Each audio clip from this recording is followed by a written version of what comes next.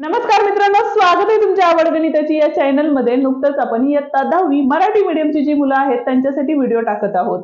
आता आपण वर्तुळ हे प्रकरण या ठिकाणी बघत आहोत आणि आज आपण सराव संच 3.4 मधलं प्रश्न क्रमांक 5 ते 8 या ठिकाणी सोडवून देणार आहे। त्यामुळे व्हिडिओ पूर्ण बघा, कारण प्रत्येक प्रश्न हे वेगळ्या प्रमेयावर आधारित आहे, त्यामुळे व्हिडिओ बिलकुल स्किप करू नका। तर मग चला सुरुवात करूया आजच्या लेक्चरला। पण त्याआधी चॅनलवर नवीन आणि पहिल्यांदाच असाल तर चॅनलला नक्की सबस्क्राइब करा, बेल आयकॉन दाबा, जेणेकरून आपले जे नवीन व्हिडिओ येतात त्याची नोटिफिकेशन तुम्हाला लवकरात लवकर मिळून जाईल।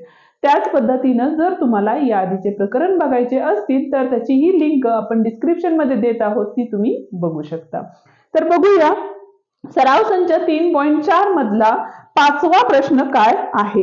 आता 5वा प्रश्न जो आहे तो सिद्धता आपल्याला या ठिकाणी दिलेली आहे आणि आपल्याला काय सांगितले तर कोणताही आयत हा चक्रीय चौकोन असतो हे सिद्ध करा, असं आपल्याला या ठिकाणी सांगितलेलं आहे। आता बघा, जर आयताची आकृती काढली तर या ठिकाणी आयत जर गुणधर्म बघितले, इथं बघा आपण A, B, C आणि D दिलं, तर आयताचे जे कोन असतात प्रत्येक कोन हा काय असणार आहे या ठिकाणी 90 अंशाचा असणार आहे, बरोबर आहे। आता जर सिद्ध करायचंय त्यामुळे जर पक्ष आपण दिला तर पक्ष काय असणार आहे आपला या ठिकाणी, तर चौकोन ABCD हा आयत आहे।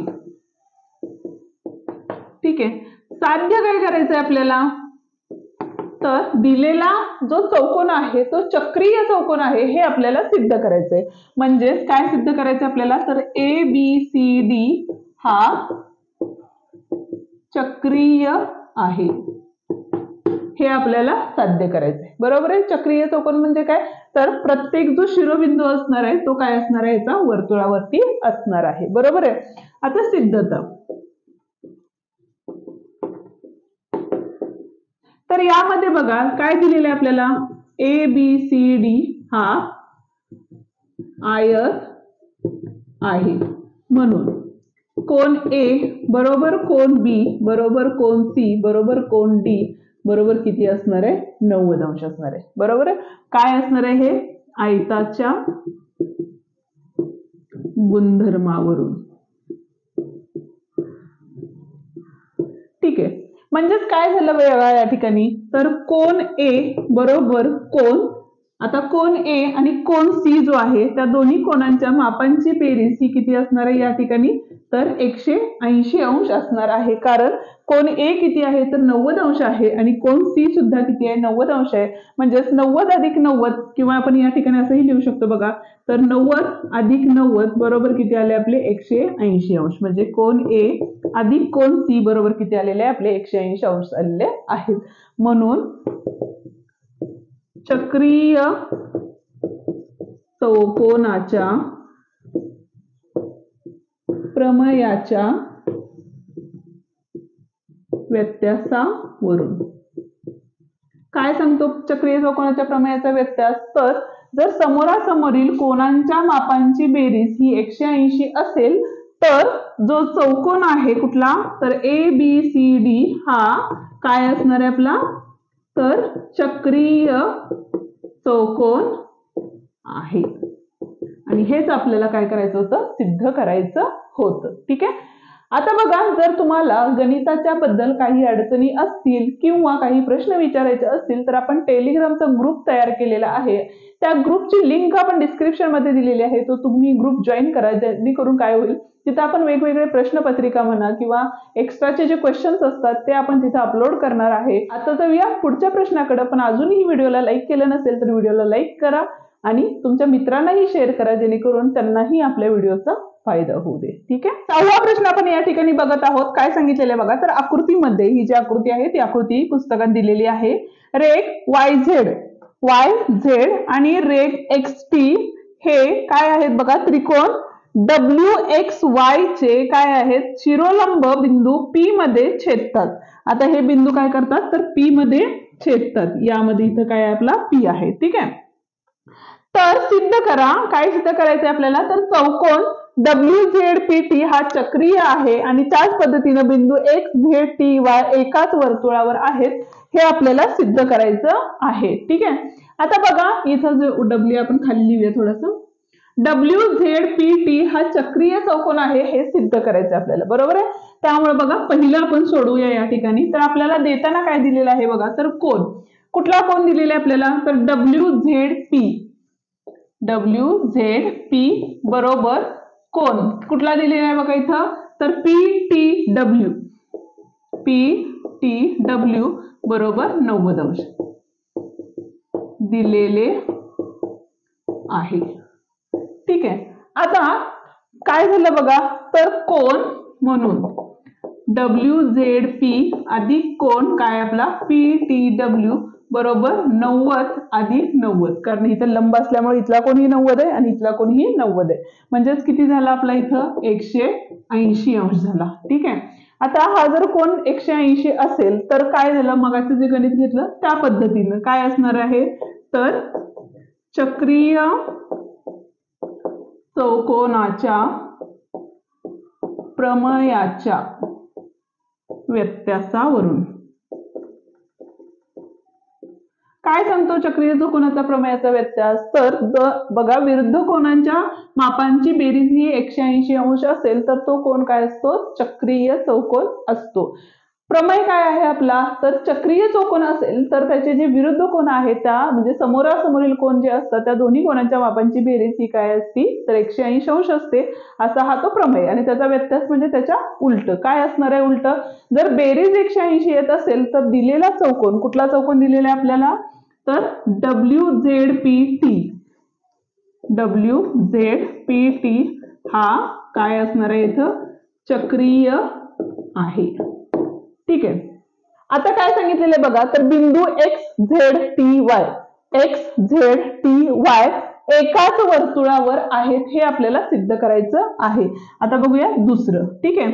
आता त्यासाठी बघा आपल्याला आताच देताना काय दिलेलं आहे, तर कोन XZ काय असणार आहे, Y बरोबर 90 अंश आहे. त्याच पद्धतीने काय दिलेले आहेत बघा, XTY बरोबर 90 दिलेले आहे, बरोबर आहे. म्हणजे कोन XZY व कोन XTY यांनी काय केले बघा, एकच कंस जो आहे XY तो काय केलेला आहे, अंतर्लिखित केलेला कंस आहे. यांनी एकच कंस XY अंतर्लिखित केला आहे व कोन XZY व कोन XTY यांची मापे समान आहेत. आणि असं ज्या वेळेला असतं त्यावेळेला बिंदू काय असणार आहेत, X, Z, T आणि Y हे काय असणार आहेत आपले वर्तुळावरील बिंदू आहेत. आणि ह्याच्याशी निगडीत असणारा जो प्रमेय आहे तो आपण लाईव्ह सेशन मध्ये शिकवणार आहोत. ठीक आहे. हे होतं आपलं 6वं गणित. आता जाऊया 7व्या गणिताकडे. पण अजूनही चॅनलला सबस्क्राईब केलं नसेल तर चॅनलला सबस्क्राईब करा, बेल आयकॉन दाबा, जेणेकरून आपल्या नवीन आलेल्या व्हिडिओची नोटिफिकेशन तुम्हाला लवकरात लवकर मिळून जाईल. 7वा प्रश्न या ठिकाणी बघत आहोत. काय सांगितलेलं बघा, आकृतीमध्ये ही जी दिलेली आकृती आहे ती पुस्तकातली आकृती आहे. तर माप कंस NS बरोबर दिलेला आहे या ठिकाणी.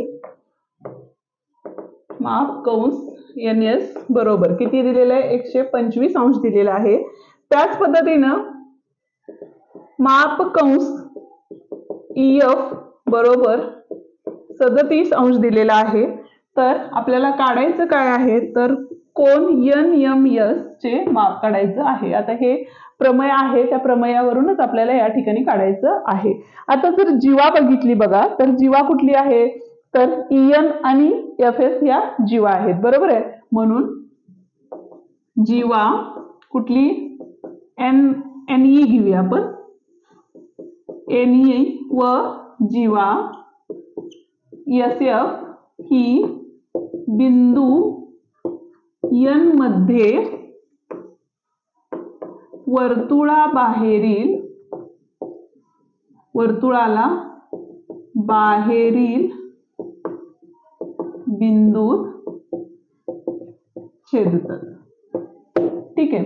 त्यामुळे त्यासाठी एक प्रमेय आहे. प्रमेय काय आहे बघा, तर कोन NMS याचे आपल्याला डायरेक्ट माप या ठिकाणी काढता येतं. NMS बरोबर 1/2 कंसात माप कंस, आता मोठा कंस कोणता आहे बघा या ठिकाणी, तर NS हा कंस आहे, बरोबर आहे, म्हणून इथे लिहिले NS वजा माप कंस काय असणार आहे आपलं, तर EF असणार आहे. ठीक आहे. आता आपल्याला किमती तर दिलेलेच आहेत, त्या किमती फक्त आपल्याला काय करायच्या त्यामध्ये टाकायच्या आहेत. म्हणजेच काय झालं बघा, तर 1/2 गुणिले कंसात NS चं माप किती आहे, 125 आहे, वजा हे माप किती आहे EF चं, तर 37 आहे. ठीक आहे. आणि आता हे सोडवायचंय. 1/2 गुणिले 15तनं 7 गेले, किती राहिले, 8 राहिले, ह्याच्याला 1 दिला, 12तनं 4 गेले, किती राहिले, 8 राहिले, म्हणजे 88 आले. म्हणजेच कोन NMS बरोबर आडवा भागाकार आलेला आहे. तो जमत नसेल तर त्याची ही लिंक डिस्क्रिप्शन मध्ये दिलेली आहे, ती सुद्धा बघू शकता. काय येणार आहे, बेचोक 8 आलेलं आहे. म्हणजेच कोन NMS बरोबर किती आलेलं आहे आपलं, तर 44 अंश हे उत्तर आलेलं आहे. ठीक आहे. 8वा प्रश्न या ठिकाणी दिलेला आहे बघा, काय सांगितलेलं आहे, तर जीवा AC आणि जीवा DE आकृतीमध्ये जीवा AC आणि जीवा DE काय करतात बघा, जीवा AC व जीवा DE काय करतात, एकमेकींना वर्तुळात बिंदू B मध्ये छेदतात. ठीक आहे. आता मगाचा जो प्रश्न होता त्यामध्ये काय होतं, वर्तुळाच्या बाहेर छेदतात. आता वर्तुळामध्ये छेदत असेल तर काय सांगितलेलं आहे बघा, तर जर कोन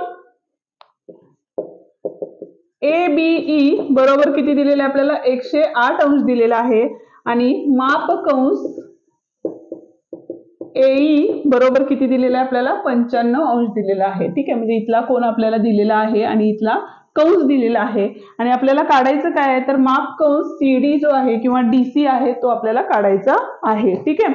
आता बघा यासाठी पण एक प्रमेय आहे. मगाचा जो प्रमेय होता त्यामध्ये आपण काय केलं होतं, कंसांची वजाबाकी केली होती.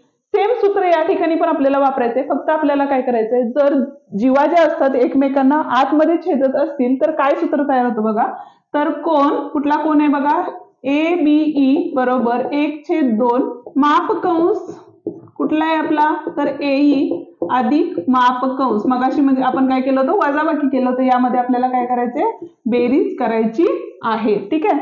आता कोन ABE किती दिलेलं आहे बघा आपल्याला, तर 108 दिलेलं आहे, बरोबर 1/2 कंसात माप कंस AE किती दिलेलं आहे आपल्याला, तर 95 डिग्री दिलेले आहे, म्हणजे अंश दिलेले आहे, आणि माप कंस DC आपल्याला या ठिकाणी काढायचंय, बरोबर आहे.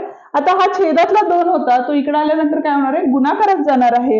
म्हणजेच 108 गुणिले 2 बरोबर 95, आणि इथं असणार आहे माप कंस DC. ठीक आहे. आता इथं गुणाकार केला तर 8 दुनी 16, ह्याच्याला 1 आले, 0 असल्यामुळे 1 तसाच घेतला, आणि बे, आणि हे 95 इथं बेरीज होती, इकडे आल्यानंतर वजा झाले, राहिले फक्त इकडं माप कंस DC राहिलेलं आहे. ठीक आहे.